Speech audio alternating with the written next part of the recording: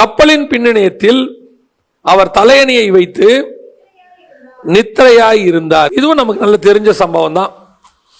இந்த சம்பவத்தில் மிகப்பெரியதான புயல் எல்லாம் நடக்குது. அதுல பெரிய ஆச்சரியம் என்னன்னா, இந்த சம்பவத்தை படிக்கும் போது கர்த்தர் என்னவா இருந்தார்? நித்திரையாய் இருந்தார். நான் ஏற்கனவே சொல்லியிருக்கிறேன், ஒரு சிலருடைய தூக்கம் பைபிள் ரொம்ப ஆச்சரியமா இருக்கும். இங்கெல்லாம் தூங்க முடியுமான்னு. ஒன்னு யோனா கடல் எப்படி இருக்குது? பயங்கர ஆக்ரோஷமா கொந்தளிக்குது. இவன் என்ன பண்ணிட்டு இருந்தான்? ரெண்டாவது பேதுரு எங்க தூங்கிட்டு இருந்தாரு? ஜெயிலுக்குள்ள 4 அடுக்கு பாதுகாப்பு போட்டிருக்கிறாங்க. அவன் முழிச்சு பேதுருவையே பார்த்துக்கிட்டு இருக்கிறான். ஆனா அவன் மட்டும் என்ன பண்றான்? நிம்மதியா தூங்குறான். சில ஆட்களுக்கு அது ஒரு பெரிய கிருபை தெரியுமா? நம்மளை சுத்தி இருக்கிற அத்தனை பேரும் டென்ஷனா இருப்பான், அவன் மட்டும் தூங்கினே இருப்பான். அதே மாதிரி தான் இங்க இயேசுநாதர் தூங்குறது. இது ஒரு வித்தியாசமான இடம். இயேசு கப்பலின் பின்னணியத்தில் தூங்கி கொண்டிருந்தார். அதுவும் எப்படி தூங்கினாரா?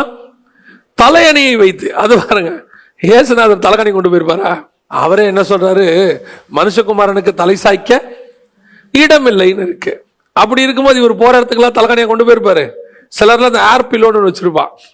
போற இடத்துல காத்து ஊதி என்ன பண்றது? தலைக்கு வச்சுக்கிறது. இல்லைன்னா ஒரு சிலர்லாம் இப்ப நெக் பில்லோவா நெக்குன்னு ஒன்று வாங்கியிருக்காங்க. இப்படி கழுத்துல வச்சு என்ன செய்யறது? தூங்குறது. அந்த மாதிரி இயேசுநாதர் தலை என்ன வச்சிருக்கிறாரு? தலைகாணி. கண்டிப்பா அவர் வாங்கினதா இருக்காது.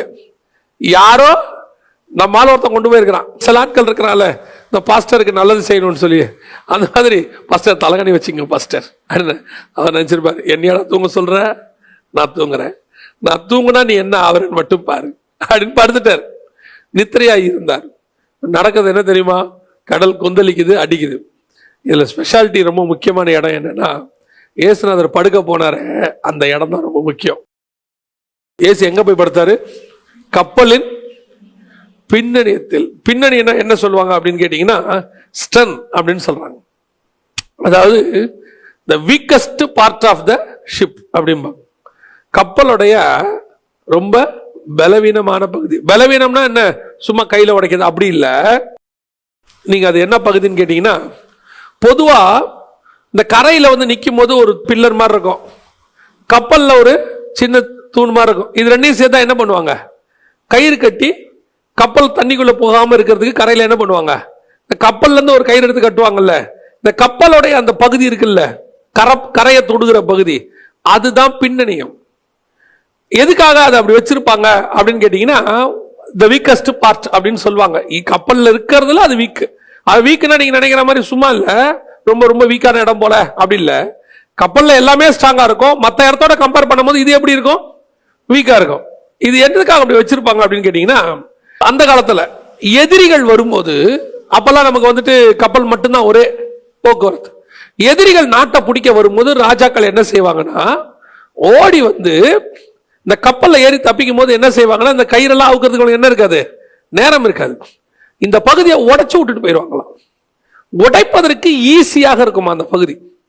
அவ்வளோ ஈஸியா அதை உடைக்கிற மாதிரி தான் வச்சிருப்பாங்க. the weakest part அப்படின்னு சொல்லுவாங்க, பின்னணியம் அப்படின்னு சொல்லி. அங்கதான் இயேசுநாதர் என்ன பண்ணாரா? படுத்திருந்தார் அப்படின்னு இருக்கு. கேஜேவில என்ன இருக்குன்னா, ஹிண்டர் பார்ட் அப்படின்னு இருக்கு இங்கிலீஷ்ல. அப்போ கப்பல்ல இயேசுநாதர் எந்த இடத்துல படுத்திருக்கிறாரு? the weakest partல படுத்திருக்கிறாரு. இப்ப இவங்க எல்லாம் எங்க நிக்கிறாங்க? ஸ்ட்ராங்கான பார்ட்ல நிக்கிறாங்க. ஸ்ட்ராங்கான பார்ட்ல நின்று எல்லாம் எதை நடத்திட்டு இருக்கிறாங்க? கப்பலை நடத்திக்கிட்டு இருக்கிறாங்க. இதுல இருக்கிற ஆட்கள் வேற எப்படிப்பட்டவங்க தெரியுமா? எக்ஸ்பீரியன்ஸ்டு கை. யாரு? பேதுரு, யோவான், இவங்கெல்லாம் யாரு? ஆல்ரெடி அந்த கடல்ல கப்பல்ல நல்லா எக்ஸ்பீரியன்ஸ். நம்ம ஆண்டவர் யாரு? உலக பிரகாரமா அவர் என்ன வேலை பார்த்தவரு? தச்சு வேலை பார்த்தவர். அவருக்கும் கப்பலுக்கும் எந்த சம்பந்தமும் இல்லை. இப்ப இவரு போய் நேரா படுத்துட்டாரு பின்னணியத்துல. நிறைய நேரத்துல நம்முடைய வாழ்க்கை படகுல கர்த்தர் எந்த இடத்துல இருக்காரு தெரியுமா? உன்னுடைய வீக்கஸ்ட் பார்ட்ல தான் இருக்கிறார். உன்னால முடியும்னு சொல்ற ஸ்ட்ராங்கஸ்ட் பார்ட்ட உங்ககிட்ட கொடுத்துருவாரு. உன்னால எது முடியாதுன்னு சொல்றியோ அந்த வீக்கஸ்ட் பார்ட்ல கர்த்தர் இருப்பார். அதுதான் கர்த்தருடைய மிகப்பெரிய கிருபை. நம்ம எங்க வீக்கா இருக்குமோ அங்க கர்த்தர் படுத்திருப்பாரு. ஏன்? மற்ற பகுதியை உன்னால சமாளிக்க முடியுங்கிறிய, நீ சமாளிச்சு பாரு. உன்னால சமாளிக்க முடியாத ஒரு பகுதி இருக்குல்ல, அந்த பகுதியில் நான் இருப்பேன், அங்க நான் இருப்பேன். நீ எல்லாம் பண்ணி முடிச்சுட்டு கடைசியா ஓடி வந்து யார்கிட்ட கேட்ப? நாங்கள் மடிந்து போகிறது உமக்கு கவலை இல்லையா?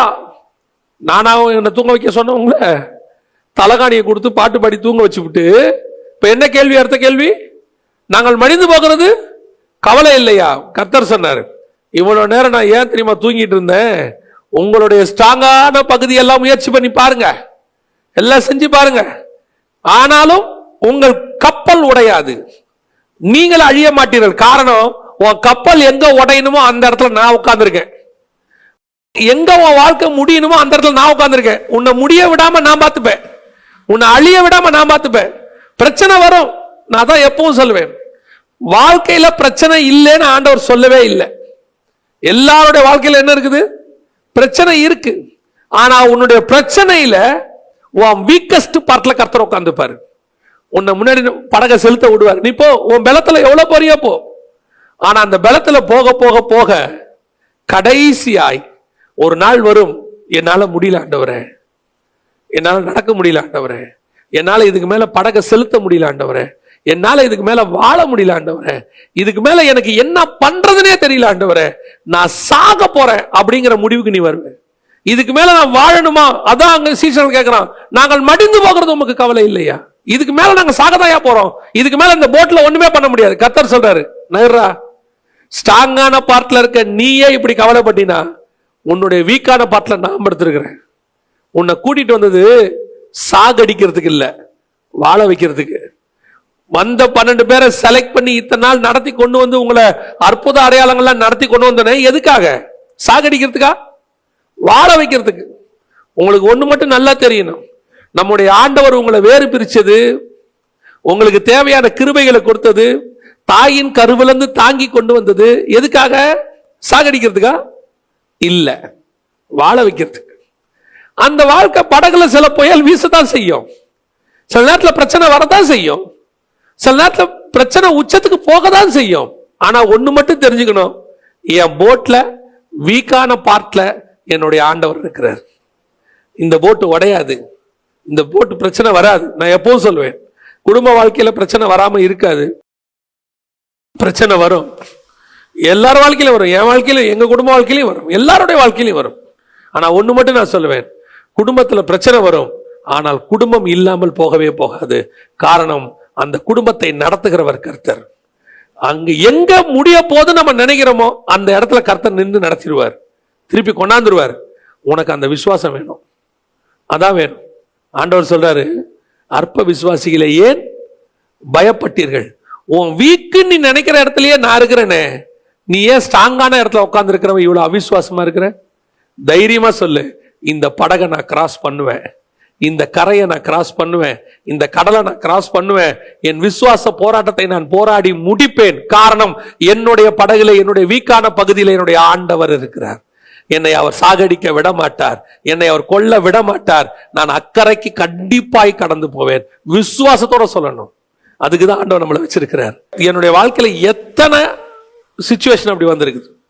அது பினான்ஸ்ல வரும், இதுக்கு மேல ஒண்ணுமே பண்ண முடியாதுங்க, அவ்வளவுதான். என்ன செய்யறது? எதையாவது விற்கத்தான் வேணும் அப்படிங்கிற முடிவுக்கு வருவேன். சில சிச்சுவேஷன் வரும் தான், அப்படித்தான் வரும். புயல் வீசும், புயல் வீசாத கடல் கிடையாது, புயல் வீசும். ஆனா ஒண்ணு மட்டும் உனக்கு தெரிஞ்சுக்கணும், என்னுடைய வீக்கஸ்ட் பார்ட்ல, உடையிற இடத்துல, நான் முடியாதுன்னு சொல்ற இடத்துல, இதோட முடிஞ்சிச்சுன்னு சொல்ற இடத்துல என் தேவன் படுத்திருக்கிறார். அவர் எழுந்திருச்சாருன்னா எல்லாமே தானா அடங்கிடும். கப்பலும் உடையாது, கடலும் அடங்கிடும், நானும் பத்திரமா கரைக்கு போயிருவேன். அல்லேலூயா. இந்த விசுவாசம் நமக்கு வேணும்.